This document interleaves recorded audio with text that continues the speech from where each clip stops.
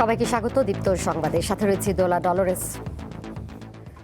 টানা বৃষ্টিতে চট্টগ্রাম শহরের বিভিন্ন এলাকায় জলাবদ্ধতা সৃষ্টি হয়েছে। আগ্রাবাদ, চকবাজার, বাকুলিয়া, চান্দগাঁও সহ অনেক জায়গায় পানি জমে আছে। ভারী বৃষ্টির পর নিচু এলাকায় পানি জমতে শুরু করে, কোথাও হাঁটু পানি, কোথাও আবার এর চেয়ে বেশি। এই অবস্থায় যানবাহন চলাচল ব্যাহত হচ্ছে, সৃষ্টি হচ্ছে যানজট। সবচেয়ে বেশি দুর্ভোগে পড়েছে আগ্রাবাদ, চকবাজার, বাকুলিয়া, কাজিরহাট, হালিশহর ও চান্দগাঁওয়ের বাসিন্দারা। বেশ কিছু এলাকায় বাসাবাড়ি ও দোকানে পানি ঢুকে পড়েছে, এতে সীমাহীন দুর্ভোগে পড়েছেন নগরবাসী। বন্দরনগরে জলাবদ্ধতার খবর সংগ্রহ করছেন সহকর্মী রুনা আনসারি, তিনি যুক্ত হচ্ছেন সরাসরি আমাদের সাথে। রুনা, এই মুহূর্তেও তো বৃষ্টি হচ্ছে, সেক্ষেত্রে নতুন করে আর কোনো এলাকায় জলাবদ্ধতার খবরাখবর রয়েছে কিনা আপনার কাছে, এবং যেসব জায়গায় জলাবদ্ধতা তৈরি হয়েছে সেটি নিরসনে কোনো উদ্যোগ বা তৎপরতা কি দেখতে পাচ্ছেন? ডোনা, আমরা কিছুক্ষণ আগে জেনেছি চট্টগ্রামের আগ্রাবাদে যে সিডিএ কলোনি রয়েছে সমান পানি, পুরো এলাকাতেই কিন্তু পানির মধ্যেই আটকে আছে সিডিএ কলোনির সব বাসিন্দারা। এছাড়া চট্টগ্রামের যে কাপাসগোলাতে কিন্তু কোমর থেকে বুক সমান পানি, এবং চকবাজার, কাপাসগোলা, বহদ্দারহাট এই রাস্তাটি পুরাটাই কিন্তু এভাবে জলমগ্ন হয়ে আটকে আছে। জলাবদ্ধতার মধ্যে সাধারণ মানুষ আটকে আছে। আমরা সকালে দেখেছি, সকাল থেকে সিটি মেয়র তিনি বেশ কয়েকটি এলাকা ঘুরে দেখেছেন, যেখানে পরিষ্কারের বিষয় সেটি তিনি তদারকি করেছেন। কিন্তু তদারকি করলেও যেহেতু বৃষ্টির পরিমাণ অনেক বেশি, বৃষ্টির পরিমাণ বাড়ার কারণে কিন্তু এখন আর কোনো কাজ হচ্ছে না, যার কারণে পানির যে স্রোত সেটি বাড়ছে। একদিকে হচ্ছে বৃষ্টির পরিমাণ বেশি, একদিকে হচ্ছে জোয়ারের পানি, সব মিলিয়ে কিন্তু নির্বাচন গুলো কিন্তু পানি যে পরিমাণ সেটি আরো বাড়ছে, সেটি কমার কোনো লক্ষণ আমরা দেখছি না। নতুন করে প্লাবিত হয়েছে চট্টগ্রামের যে 16 শহরের জায়গাটি, এবং আগ্রাবাদের সিডিএ কলোনি এবং CBS colony, Agrabad bank colony এবং হালিশহর এই জায়গাগুলো কিন্তু নতুন করে পানির যে স্রোত সেটি বাড়ছে। এবং দুপুরের পরে কিন্তু যেখানে আগ্রাবাদের যে জায়গাটি, সেখানে কিন্তু জোয়ারের পানির সাথে মিলিয়ে সেখানে এক বুক সমান কিন্তু পানি হয়েছে বলে আমরা জেনেছি। সিটি মেয়রের পক্ষ থেকে বলা হচ্ছিল পানি কিন্তু অনেক জায়গায় নেই, কিন্তু আমরা যেটি দেখছি চট্টগ্রামের প্রবর্তক মোড়, যেটিতে গত 2 মাস আগের বৃষ্টিতে এক থেকে বুক পানি ছিল, পানি এখন যে নিষ্কাশনের ব্যবস্থা এই মুহূর্তে করা হলো, কোনো ফলপ্রসূ কোনো ফল পাওয়া যাবে না, কারণ হচ্ছে বৃষ্টির পরিমাণ অনেক বেশি, যার কারণে পানি কমানো কোনো পানি এখান থেকে নিষ্কাশনের কোনো সুযোগ নেই। এবং বৃষ্টি যদি না কমে তাহলে পানি আরো বাড়বে এবং সাধারণ মানুষের দুর্ভোগ আরো বেশি বাড়বে, এমনটাই আশঙ্কা করা হচ্ছে। বৃষ্টি আরো টানা হতে পারে, এমনটাই জানিয়েছেন আবহাওয়া অধিদপ্তর থেকে। চট্টগ্রামের মানুষ, সাধারণ মানুষ যারা নির্মাণস্থলে আছে, তারা কিন্তু পানির মধ্যে বন্দী হয়ে আছে এবং দুর্ভোগ তাদের কিন্তু শেষ হচ্ছে না, এটাই আমরা দেখছি। জি রুনা, আপনাকে ধন্যবাদ আমাদের সাথে যুক্ত হওয়ার জন্য। এদিকে ভারী বৃষ্টিপাতের কারণে 10 জুলাই পর্যন্ত বান্দরবানের সব পর্যটন কেন্দ্র বন্ধ ঘোষণা করেছে জেলা প্রশাসন। সোমবার রাত 9টায় জেলা প্রশাসক স্বাক্ষরিত গণবিজ্ঞপ্তিতে তথ্য জানানো হয়। এতে বলা হয়, পার্বত্য জেলা বান্দরবানে টানা ভারী বর্ষণের কারণে বিভিন্ন স্থানে যোগাযোগ ব্যবস্থায় ঝুঁকির আশঙ্কা রয়েছে। তাই সব পর্যটন কেন্দ্র, ঝর্ণা, নদীপথ, দুর্গম এলাকা ও ঝুঁকিপূর্ণ স্থানে পর্যটক সহ সর্বসাধারণের প্রবেশ নিষিদ্ধ থাকবে। এদিকে টানা বর্ষণে সাঙ্গু নদীতে পানি বেড়ে গেছে, ফলে বৈরী পরিস্থিতিতে তিন্দু ও রেমাক্রি এলাকায় শতাধিক পর্যটক আটকা পড়েছেন।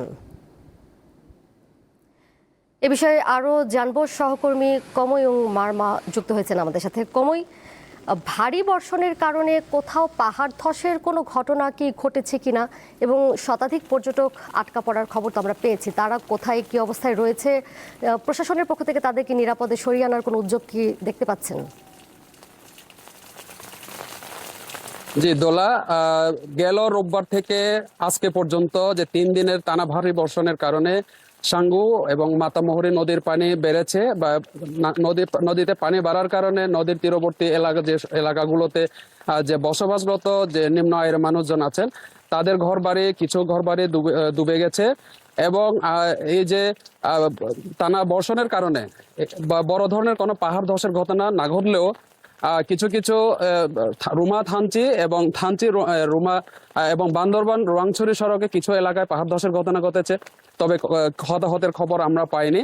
এবং এই যে থানচিতে যে তিন্দু এলাকায় যে শতাধিক পর্যটক আটকে পড়েছে, সেই বিষয়টির ব্যাপারে আমি জেলা প্রশাসক সানিউল ফেরদৌসের সাথে কিছুক্ষণ আগে কথা বলেছিলাম। উনি জানিয়েছেন বিজিবি স্থানীয় এবং উপজেলা প্রশাসনের উদ্যোগে তাদের যে কিছু পর্যটককে থানচি সদরে নিয়ে আসা হয়েছে এবং পরিস্থিতি বুঝে আরো কিছু সব পর্যটককে থানচি সদরে নিয়ে এসে বান্দরবান সদরে নিয়ে আসা হবে এবং বান্দরবানে যে নিম্নাঞ্চল যদি প্লাবিত হয় সেক্ষেত্রে জেলা প্রশাসন প্রস্তুত রয়েছে এবং 220টি আশ্রয় কেন্দ্র খোলা হয়েছে এবং জেলা প্রশাসক জানিয়েছেন তারা প্রস্তুত আছেন দুর্যোগ মোকাবেলায়।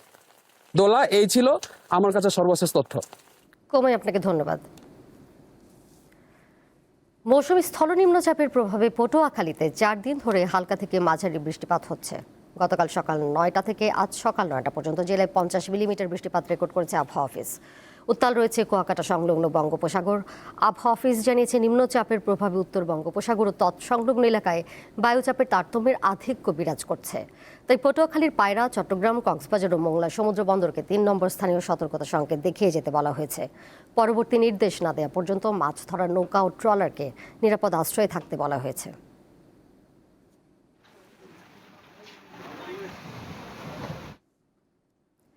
যাচ্ছি পরের প্রসঙ্গে। প্রধানমন্ত্রী তারেক রহমান আকস্মিকভাবে সেনাবাহিনীর গ্রীষ্মকালীন মহড়া পরিদর্শন করেছেন।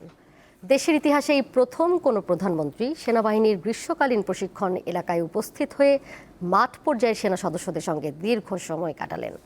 সকালে মানিকগঞ্জের সিংগাইর উপজেলায় সেনাবাহিনীর 9ম পদাতিক ডিভিশনের অধীন 8 বীরের গ্রীষ্মকালীন প্রশিক্ষণ এলাকায় উপস্থিত হয়ে বিস্তীর্ণ অংশ হেঁটে পরিদর্শন করেন প্রধানমন্ত্রী।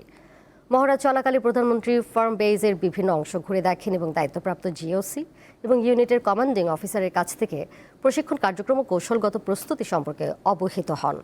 এ সময় তারেক রহমান বলেন, দেশের জনগণ বাংলাদেশ সেনাবাহিনীর ওপর গভীর আস্থা রাখে। জাতীয় সংকট ও আইন শৃঙ্খলা রক্ষায় সেনাবাহিনীর গৌরবময় ভূমিকার প্রশংসা করেন প্রধানমন্ত্রী। এবারে ফুটবল বিশ্বকাপ 2026।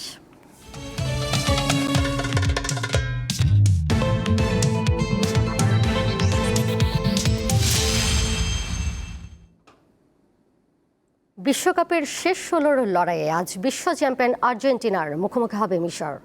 মোহাম্মদ সালাহর এখন ইতিহাস গড়ার সুযোগ। বিপরীতে 3 পরিবর্তন নিয়ে কোয়ার্টারে ওঠার মিশন স্কালোনির শিষ্যদের। যুক্তরাষ্ট্রের আটলান্টার মার্সিডিজ বেঞ্জ স্টেডিয়ামে ম্যাচ শুরু হবে রাত 10টায়।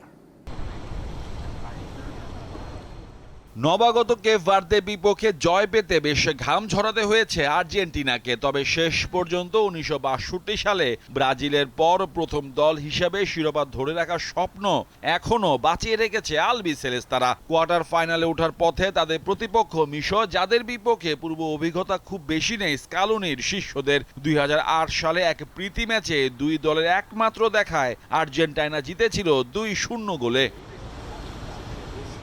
শেষ 16-র ওঠার মিশনে ভার্দেকে হারালেও দলের পারফরমেন্সে বেশ কিছু ঘাটতি দেখছেন আর্জেন্টিনার কোচ স্কালোনি। বিশেষ করে বল হারানোর পর দ্রুত প্রতিপক্ষকে চাপে ফেলতে না পারা বিষয়টি তাকে ভাবাচ্ছে। তাই মিশরের বিপক্ষে শুরুর একাদশে 3টি পরিবর্তনের পরিকল্পনা তার। লক্ষ্য দলে গতি বাড়ানো এবং 39 বছর বয়সী মেসির উপর থেকে চাপ কিছুটা কমানো। রক্ষণ ভাগে ফাকুন্দো মেদিনার বদলে ফিরছেন অভিজ্ঞ নিকোলাস তালিয়াফিকো। মাঝ মাঠে থিয়াগো আলমাদার জায়গায় খেলতে পারেন পারদেস। তাতে ডিপল, অ্যালেক্সিস মার্ক অ্যালিস্টার ও এনজো ফার্নান্দেজকে নিয়ে আর্জেন্টিনার পরিচিত মিডফিল্ড কম্বিনেশন আবারও দেখা যাবে। আক্রমণ ভাগে লাউতারো মার্টিনেজের পরিবর্তে সুযোগ পাচ্ছেন হুলিয়ান আলভারেজ। চোট কাটিয়ে ফেরা এই স্ট্রাইকার প্রতিপক্ষের উপর দ্রুত চাপ তৈরি করতে বেশ কার্যকর। বাঁচা মরার এই লড়াইয়ে 4-4-2-1 ফরমেশনে খেলবে আলবিসেলেস্তারা। এদিকে বিশ্বমঞ্চে বড় সাফল্যের খোঁজে মিশর। বড় দলকে হালকাভাবে নেওয়ার কোনো সুযোগ নেই। আফ্রিকার 7 বারের চ্যাম্পিয়নরা ইতিহাস গড়ে প্রথমবারের মতো বিশ্বকাপের শেষ 16-য় জায়গা করে নিয়েছে। 29 নম্বর র্যাঙ্কিংধারী দলটির বড় অস্ত্র মোহাম্মদ সালাহ। বয়স 34 হলেও গতি, সিদ্ধান্ত নেওয়ার ক্ষমতা ও ম্যাচের মোড় ঘুরিয়ে দেওয়ার সামর্থ্য রাখেন তিনি। শুধু একজন তারকার উপর নির্ভরশীল নয়, মোস্তফা মোহাম্মদ, ওমর মারমুশদের মতো ফুটবলাররা আক্রমণ ভাগে বাড়তি ভারসাম্য দিয়েছে বিশ্বকাপে।